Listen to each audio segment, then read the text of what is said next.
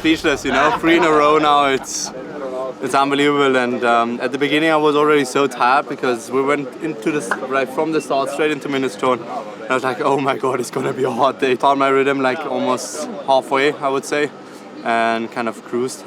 Billy was riding pretty good. I saw him, I think, at the top of the ram line again, and I was like, I got a little bit of a gap now, so could play a little bit, which was pretty good, but definitely a hard day in the office again. I hope I can take the momentum also into the next races, and I'm pretty stoked with my riding right now. The rock garden after the ram line, both laps, which is where I lost pretty much most of the time, but other than that I'm pretty happy. It was pretty tough. I was tired pretty early on. It was actually not too bad in like the technical sections in the rivers, just the downhills were just killing my wrist so much. So I think to miss Romaniacs was definitely, after today, I'm pretty confident that that's the right decision. I've already, come to the conclusion in my head, it's the right thing to do. It's, if I don't do it now, and there's never a good time. So, no, I was kind of hoping I wasn't going to be in the lead, so the decision wasn't as difficult, but at the same time, I've made the decision and I'm confident that it's the right one. Yeah, it was very tough, 4 hours and a half of riding. I had to start 13 and it was very difficult to